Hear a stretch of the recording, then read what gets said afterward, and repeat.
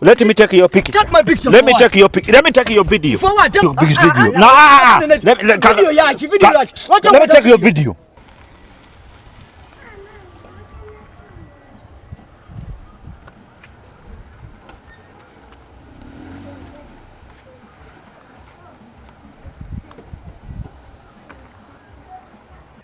Nyambuse ndabirwamu. Nyambuse? Okay, kale.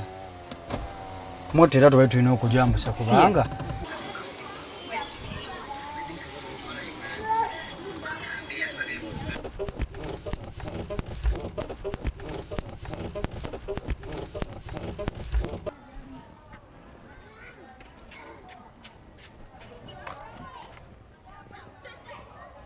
This car with the no see, you cannot see anything inside, but it's shaking like as if there is a musisi.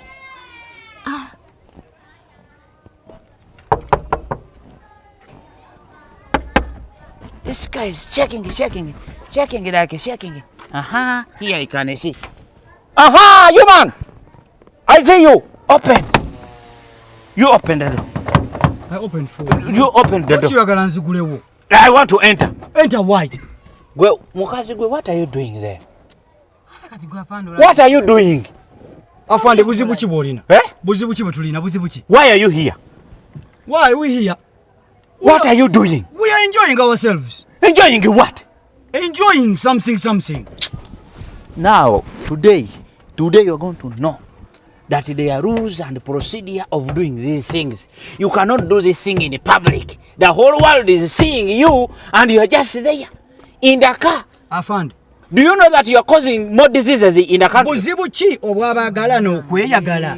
Buzibuchi okweyagala nga baagala na mumotoka yaabwe. Otambuze ndwadde. Ezani. Nze niyagala ne mukyala wange. Mukyala we yoyo? Yono. Kati mbotubanga tuli mu motoka yaffe buzibuchi obuliwo. This guy is in public. It is shaking like crazy. They have called me from there. They have told me I found the other. There is Musisi. Now you people. So I think I'm going to take you to CPS. No, let me call. We are pulling this car the way you want. You cannot get out. You are pulling this car to CPS the way it is. Buzibuchi okubanga ni mmotoka ne mwagala wange nga tweyagala. Buzibuchi bolina. You buzibuchi we buli. Otulina ko buzibuchi afande. Otulina ko buzibuchi. Osasanya ndwadde. Ezaji nzanza nani? You are making it look like is this something private? Something you should do private. Isn't this private? Tuli munda mu motoka. But it is shaking. How did I see you? How? It is shaking. It was all shaking like this, as if the car is going to, as if there is some fire in the car. Afande funa byokola. Now let me. What did you now you open the door. You said I don't have what to do. You said afande funa byokola. You said you funa byokola afande. Do you know that I'm going to take you away? I'm going to take you out. I'm going to take you out because what you have been doing, I have evidence. Evidence for what? I have evidence. You are even naked. Let me take your picture. Let me take your picture. Take my picture. Let me take your picture. Let me take your video. For what? Your biggest video. Let me take your video. Let me take your video. No, since you're saying there's no problem, let me take your video. And I put it all over social media. Afande oyagala chi? Oyagala chi afande? No. You are here. Afande oyagala chi? You are here. Even that woman. You look here. Afande oyagala chi mbuli ekyo oyagala nkuwe? Oyagala chi? What are you going to give me? Oyagala sente meka nkuwe mvire ngende. Who told you I want money?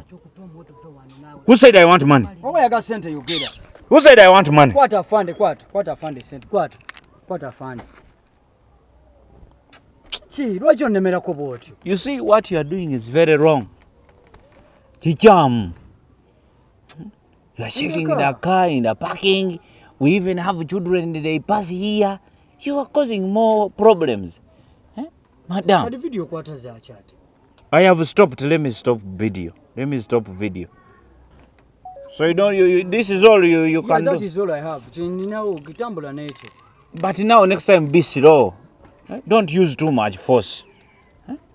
Because just there are so many askaris here. They are going to find you. Eh? Another one is going to come. If you are using a lot of force. Don't shake the car. The car is shaking it like as if you are Musisi. This is a public place. We don't want jiggy here. You don't put jiggy here all the time. Eh? Put jiggy slowly. Don't make too much problem. Slowly. Eh? Shaking the car, everything like this man. Eh? You hurry up. You're causing too much havoc here. You're shaking again. You man. Stop. You people. No. Go. Let me you go. go. Yeah, Get away from here. But this man. You go.